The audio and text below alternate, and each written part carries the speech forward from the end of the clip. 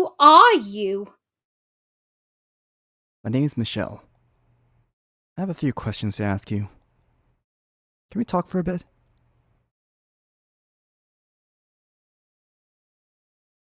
I would have thought you would have said something by now. You're being way too blunt, Michelle. You've gone and scared her. What else was I supposed to say? You have to approach slowly, carefully. Go on, give her a smile. A nice, soft smile. Smile. I want to hear her talk. There's nothing to be afraid of. Okay, that's definitely not a nice smile. I can't even see it and I can still tell. What did you expect? I can't just smile and demand. Eek! It's a bad man! A bad man has come to kidnap me! Save me, dearest Mel, for this bad man does bad things to me. Calm down, please. I'm not going to do anything to you. Eek! Don't get any closer! I know you tried to do bad things to me. I'm not going to do bad things to you. Couldn't even if I wanted to.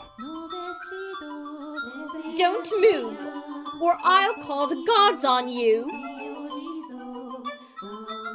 Please, calm down. I mean you no harm, honestly. That's what all bad men say. No. Giselle, don't just watch. It'd be a fantastic time for a little advice.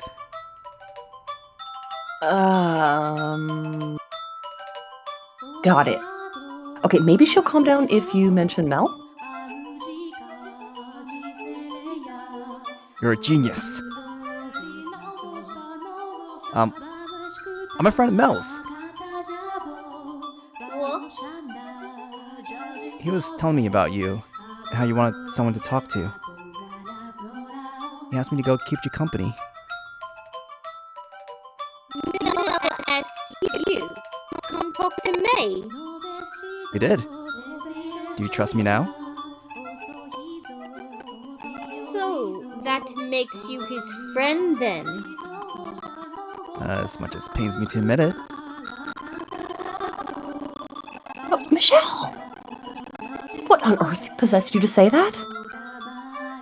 A slip of the tongue. You and him. Is that so? Yes? You're pretty old to be friends with my Mel. Are you really his friend? Really? Then prove it. How so? If you're really his friend, then you should be able to tell me all about him. Why in God's name would you ever subject me to that? Do you not like Mel, Michelle? And that's not it. We're just incompatible. Okay, here we go. First question. What does my Mel like most of all?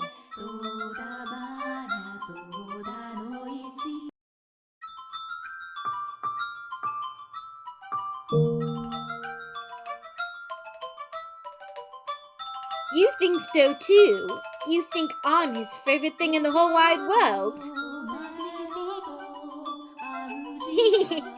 I like to believe that's what he thinks. I think it'd be wonderful if I could always be his number one. Her excessive love for her brother is still out in full force, I see. Second question. What kind of person is my Mel?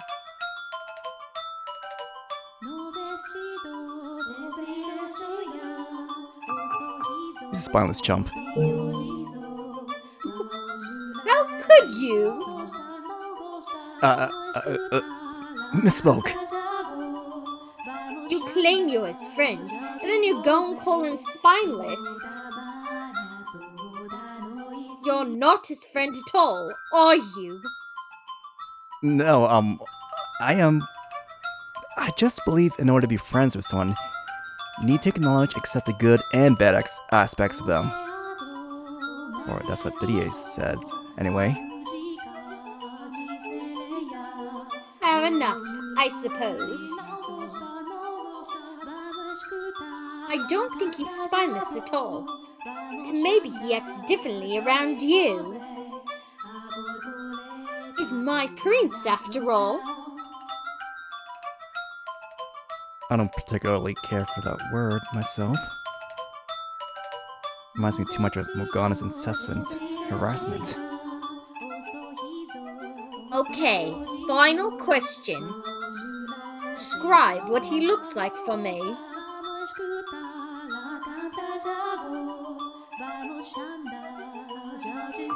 He's decently handsome.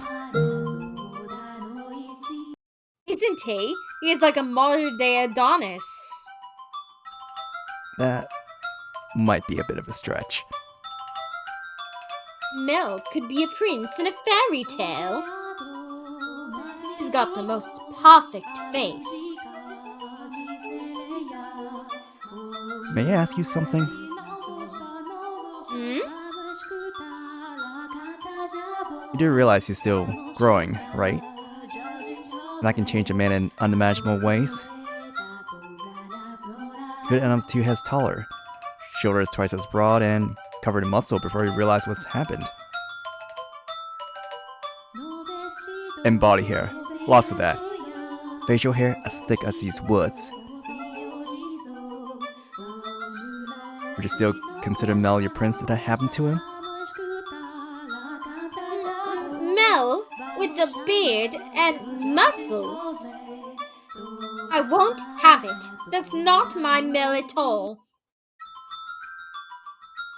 You're heading into dangerous waters, Mel. My Mel will never, ever grow a beard. I'll pray every day to make sure of it. And he won't get all big and muscly either. There's nothing princely about any of that. I wouldn't mind some muscles myself. Out of curiosity, did you ever want to be buff like that, Michelle? Well, yes, of course. Everyone wants to be strong and well built. I don't think the beefy look would work on you.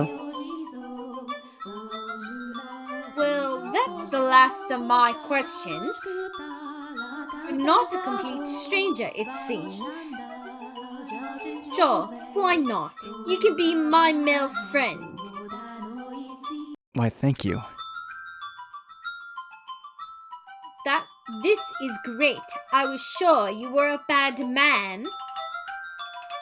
Why is it that the first impression everyone has of me is never that I'm someone decent? Any friend of Mel's must be a good person. No, an amazing person. That's quite the faith you have in him. Why wouldn't I? He's my big brother. That's some circular logic.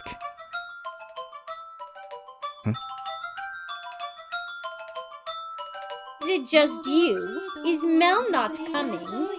He's rather busy at the moment. Oh, he always has something to take care of. That Mel.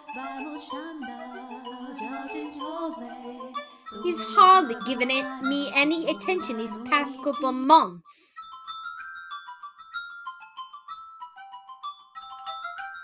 But that's okay, because today I've got you to keep me company.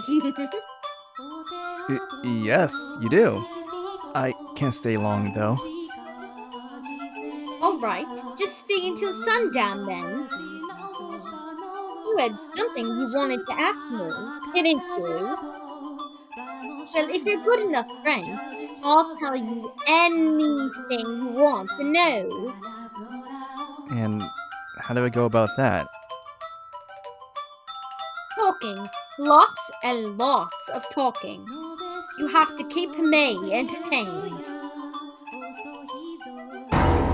You're asking far too much of me. She's not asking much at all. She just wants to talk. Think someone who spent 13 years in isolation knows the first thing about holding a pleasant conversation? You know, I was there for a year of that. I'll help you come up with topics. So go on. Do you not want to talk to me? No, I do. I'm just not much of a conversationalist. Okay then, instead of talking, you can sing. I've never seen a minstrel before, but I've always wanted to know what kind of song they sing. Will you show me? Never seen one myself either.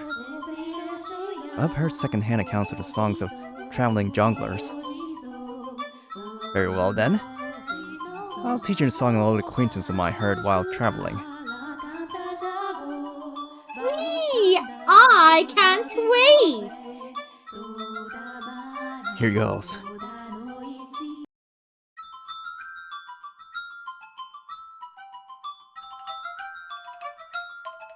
The silence is deafening. I'm shocked. I don't think I've ever heard someone sing so badly. Me neither. I'm flabbergasted. Let's hear you try then. That's enough singing for today. I don't want my ears to fall off. I'm a vicious little girl. I know, let's bake something. Bake something? Yep, come on inside. I made some nice jam earlier today, and I want to make it into a pretty little pie.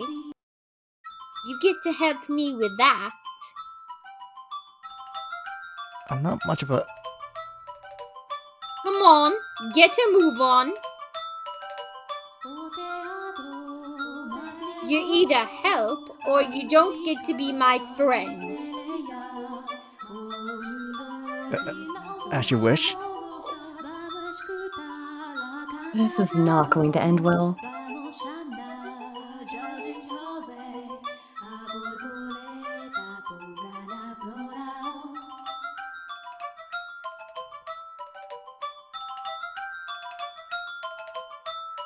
Unbelievable. Absolutely unbelievable. How on earth do you manage to turn a pie into this monstrosity? I gave my best shot. There's only one explanation. You're possessed. It's true, he is. But I'm a perfectly good chef. Michelle's just naturally terrible at it. God, could this go any worse? I can't give this to Mel. Duck, Inwit, loser. I'm sorry. Oh. Well, I guess we've got no choice but to eat ourselves. I'll set the table. What? I'll make us some tea while I'm at it. You know, I've always dreamed of this. Sitting around a table with a friend, having snacks and just talking. Oh? Yep, and for that, I can deal with a little awful disgusting pie. It's just too bad I couldn't share it with my Mel, too. I see. For all her complaining, she seems to be enjoying herself. I can only imagine how lonely she is out here. While she may act all bright and cheerful, beneath it's a real sense of isolation. The same can be said about the girl behind the first door. As vivacious and pushy as she could be, you could see hints of loneliness behind it all. Her brother was practically all she had while she lived at the mansion. But if I were to guess, that's not the life she really wanted. I bet she would have preferred to go out and play with her friends. Being born to a noble family takes away a lot of your freedom. Even in such drastically different time periods, she's still the same girl inside. Actually, maybe the parallels extend beyond her as a person and into the courses of the two different lives. Perhaps that means all those who are reconstructed at Morgana's wish are destined to lead similar lives. Though destined might be putting it too nicely. Nellie, I'll be glad to lend you my ear, if you like. You can talk about the weather, or your brother, anything you want. You will? Great. Take a seat. I've got lots I want to talk about. More than you could possibly imagine. And you'll never guess what Mel said next. That I mean more to him than anyone in the world. So, I'm going flowers out in the garden, right? Well, when I've got enough of them, I'm going to make a big bouquet and give it to Mel. Back at home, we've got this really, really big yard with this huge tree we used to take naps under when it was nice out. So, what do you think about the tea I made? The flower petals, what really ties it all together. Oh, and you won't believe what happened after that.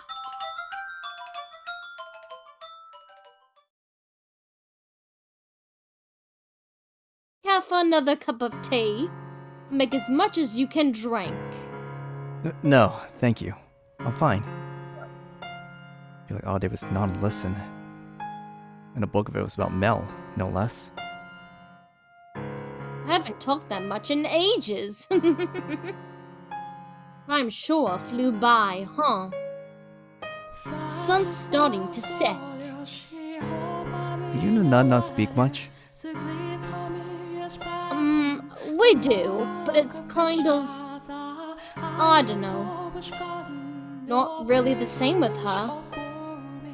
Just feels, I guess, like she's too important for me to waste her time. Be the lady in charge of the church, and pretty much the whole estate. And what about Mel? Does he not visit you very often? No, he does. He comes to see me a lot. Then why... He hasn't been himself lately.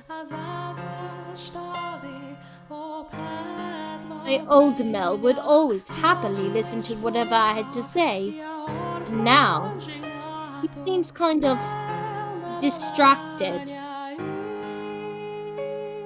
It sounds like he's really busy. When he visits, he doesn't stay for long, and he has to go back to the mansion at night. I'll try to get him to stay longer, but it never works. And he always avoids the question when I ask him why he can't. It feels like he's hiding something.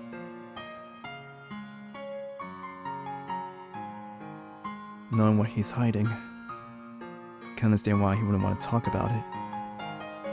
He could never tell his precious little sister that he and 2 other men have a girl locked up in the tower, and that he's stealing her blood for her sake.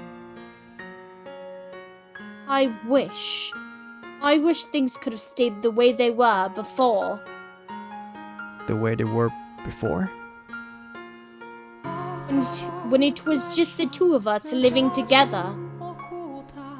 I know we're more stable here, and I can get the medicine I need from the church. But I'd rather stay being sick than be so alone. You said you came here around 6 months ago? Yup, it was just the 2 of us before that. Well, before that, at our old house, we had a bunch of servants. But I never really liked it there either. There are too many people around. I just felt more alone. I liked it so much better, and it was just me and Mel. Is that really what you want? To be sick and in constant pain? It's better than being alone.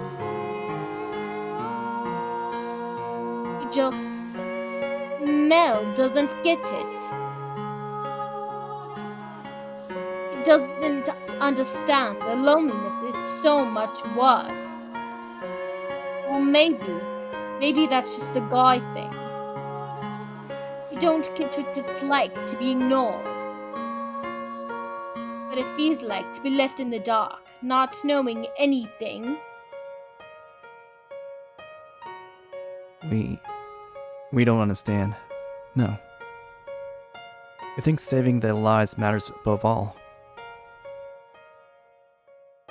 Huh? Even there's a cost to saving that life. We're incapable of gauging how great it is. We're unable to see how egotistical or how self-serving our actions are.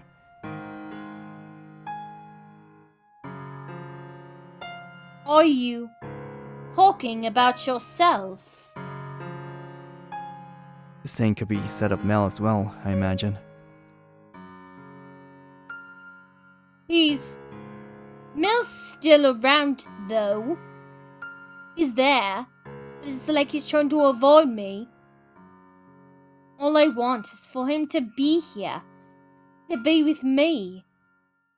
That's all I really want. It doesn't even have to be a perfect fairy tale prince. Have you ever told him that? What? Have you ever told him that he doesn't have to be the perfect brother? That he'd be happy with just having him there? You ever put those feelings into words?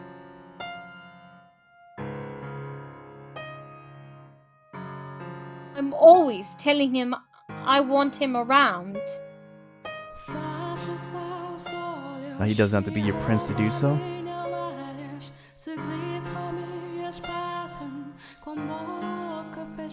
He's already said he will be my prince.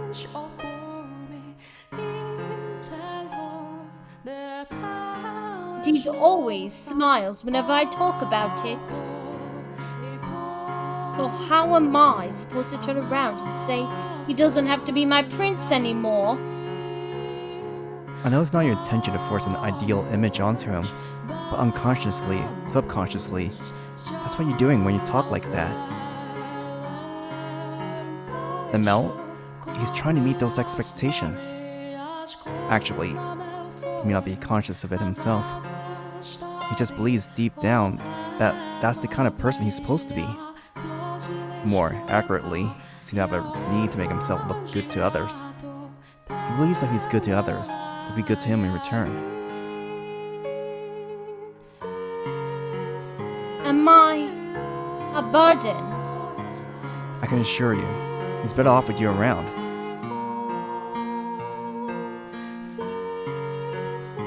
But I am a burden to him right now, aren't I? Be honest with me. Yes, you are.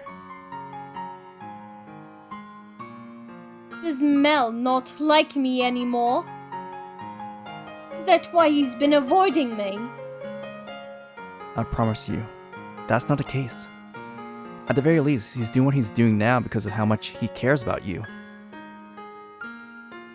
You promise? I promise. I love him. I love my Mel so very much. Too much, in fact. To be honest, I know I do. I understand that, really. I know I'm making his life difficult. Mel's all I have. He's the only person I can latch onto. And I can't control my feelings. It can be difficult to tame your emotions at your age. There's nothing wrong with that. However, you should have taken stock of those emotions, sorted through everything you got in your mind, and then sat down with him to talk about it. He those things seem wrong or unspeakable. You should have opened up to him, taken the time to figure out what works best for both of you. You two need to face the things you carried in your heart, the things your brother carried in his. By not doing so, you end up never quite on the same page. Small misunderstandings piling up until it all comes crashing down. I just talked it out, communicating the feelings to one another. Maybe that tragedy could have been avoided, even Morgana's curse in play. If Nellie had only had a chance to come to grips with her feelings for Mel, maybe things wouldn't have escalated the way they did. Her actions that night were arguably hysteric, but she wasn't always like that.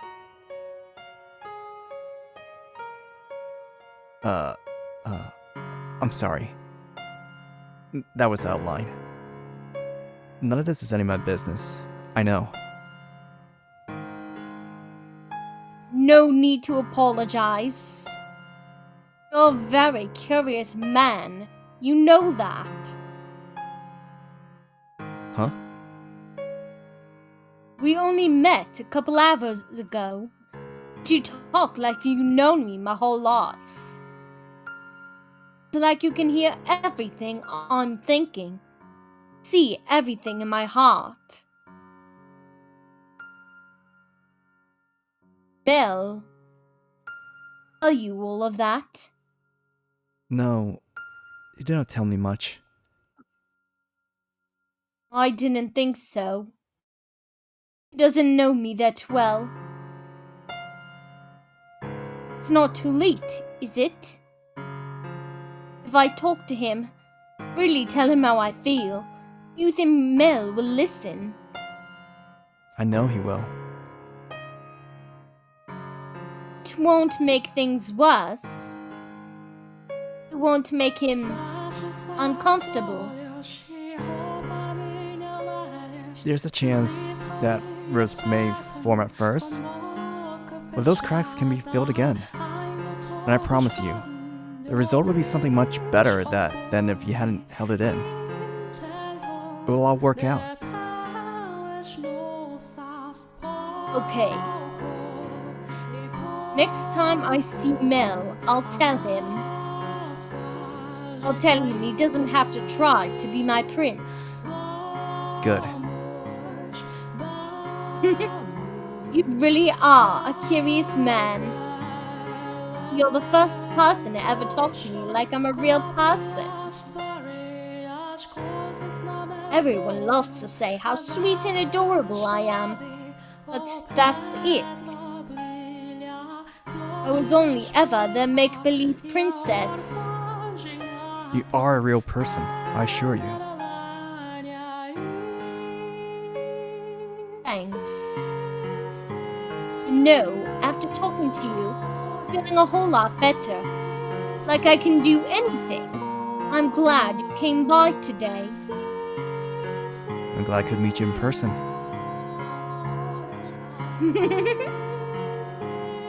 That's weird. It really feels like we've known each other our entire lives. I've known of you for some time. Or perhaps I should say, what you will become. Huh? Oh, no. Ignore me. Were you? Was that supposed to be a pickup line? Bad, Michelle. I'm still too young for that. No, I wasn't. And now you're getting flustered. I swear, that's not what that was. I know. Jeez, do you really think I trust you that little? Sorry. Oh, I just had the most wonderful idea. Oh? Yep. Instead of being my friend, I'll let you be something even better. You're my second brother. Second brother? A brother is much more special to me than a friend. Though obviously you can't be my number one. I'm blanking.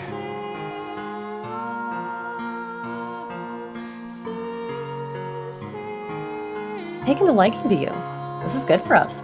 I'm not sure how I feel about her putting so much trust in me so quickly, though. The amount of time it takes isn't important. What matters is that you listen to her, you understand her, and you treated her like a real person. In her eyes, you're someone she can depend on. You not want me as your sister. Actually, I was the youngest child, so having a younger sibling would be,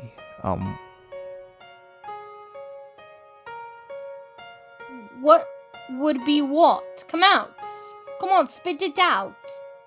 it would be rather nice.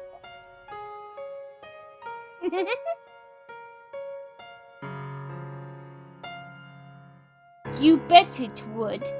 Wouldn't want an adorable little sister like me.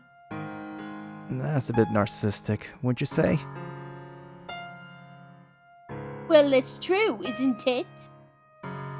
Go on, tell me. I'm adorable, dearest Michelle. What? Well, don't just stare at me. If my Mel were here, he wouldn't be better than I. Please don't compare me to him.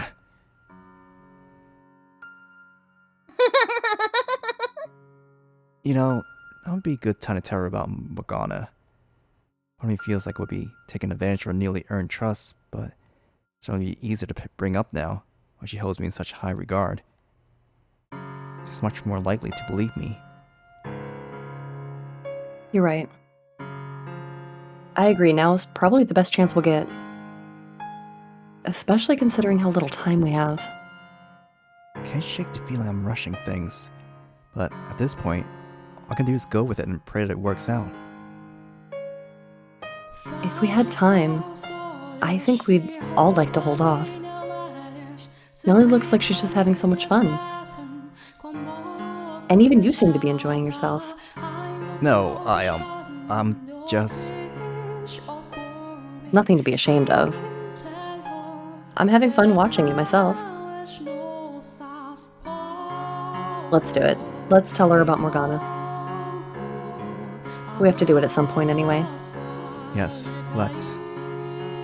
Nellie, do you mind if I ask you a question? What is it, dearest Michelle? Ask me anything you want.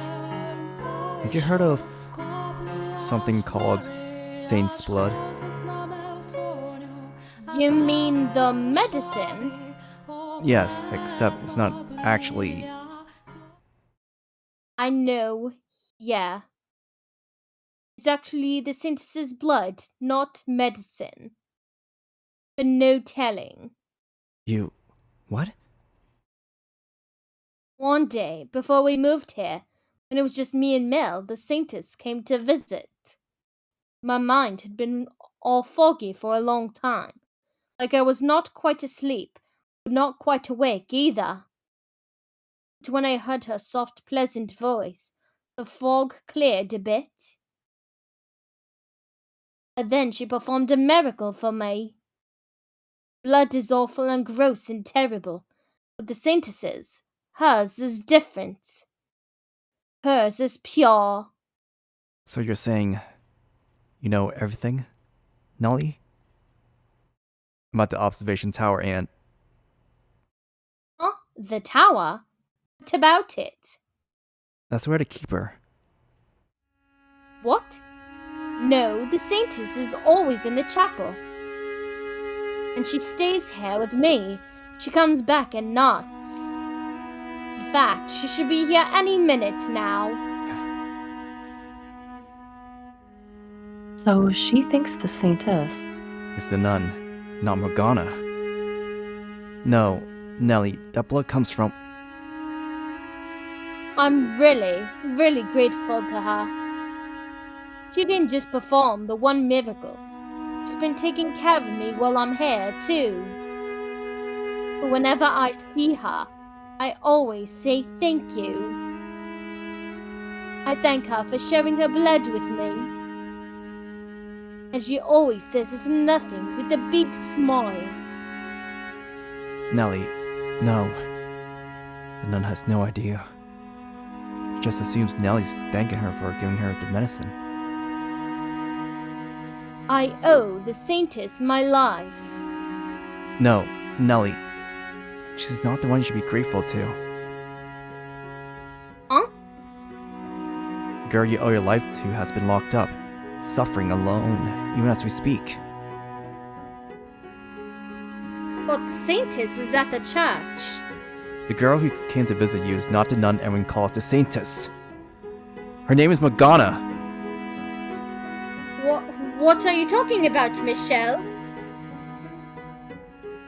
The saintess is locked up. Stop that. I have no idea what you're talking about. Everything I'm telling you is the truth. Please believe me. While you were lying in bed, sick and barely conscious, did you get a good look at the saintess who gave you her blood? You didn't, did you? You couldn't make out any details because your mind was a haze. And then, when you arrived at this estate, you met a woman who people called the saintess, giving out medication known as saint's blood. So I assumed she was the one who had cured you. So that's the story you chose to believe.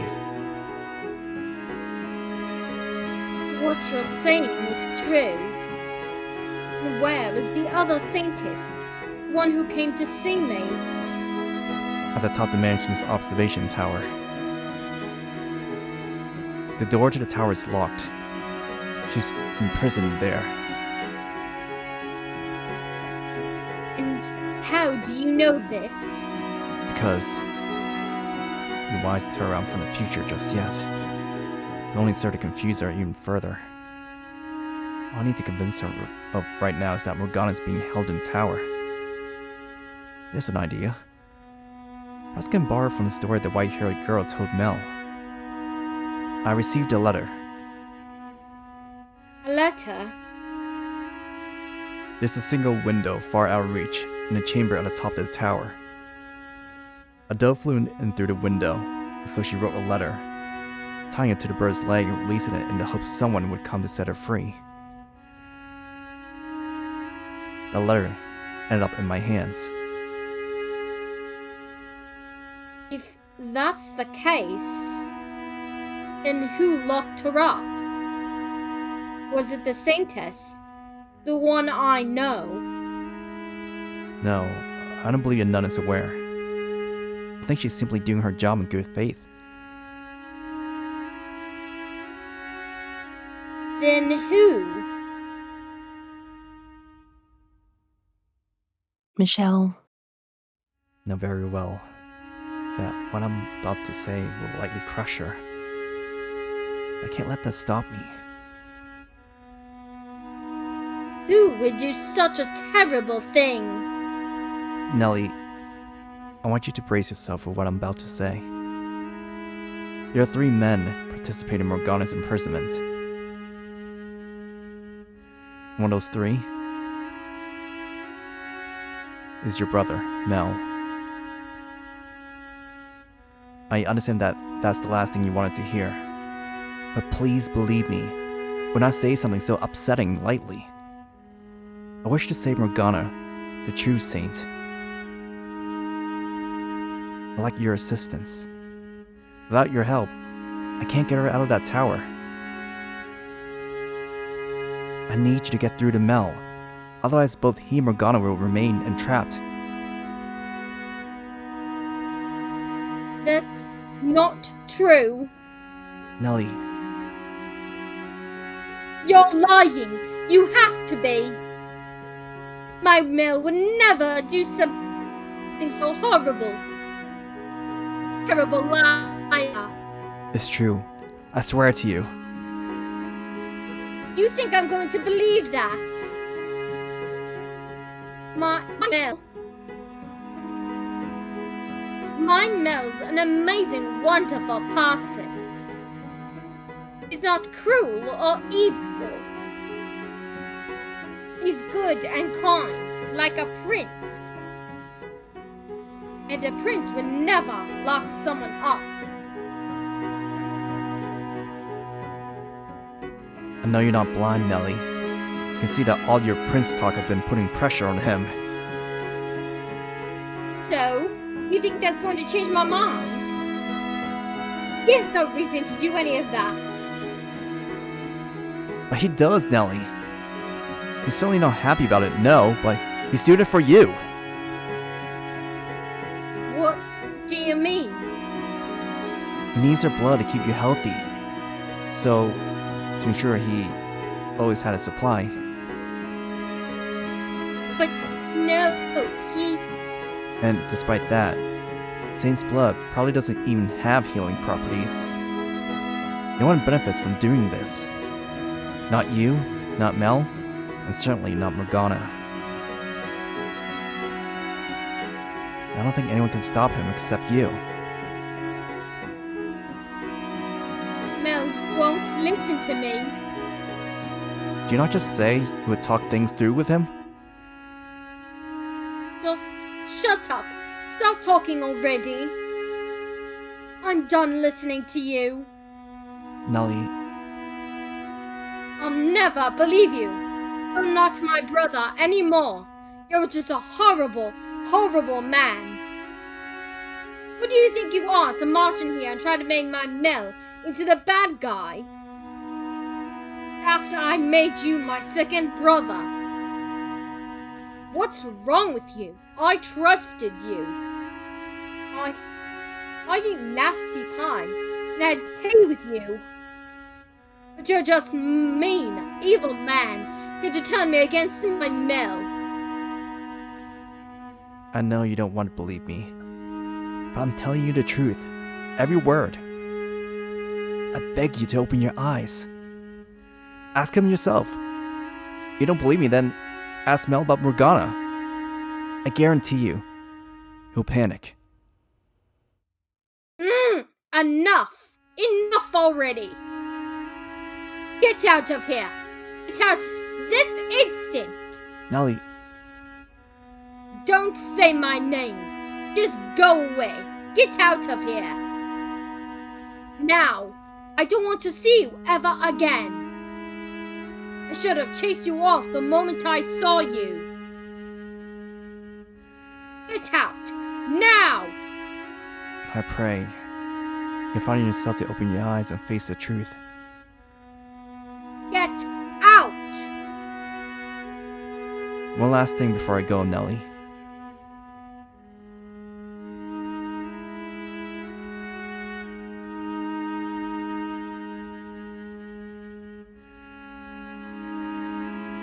This is my only option, I know that. I feel like all I accomplished by telling her was bringing her more pain. It's a difficult balance. We just have to pray that you were able to get through to her. I'm sure she'll come around. If only we had a little more time. In 3 days, it'll be all over. Morgana, the entire web of people connected to her will die. That's not enough time.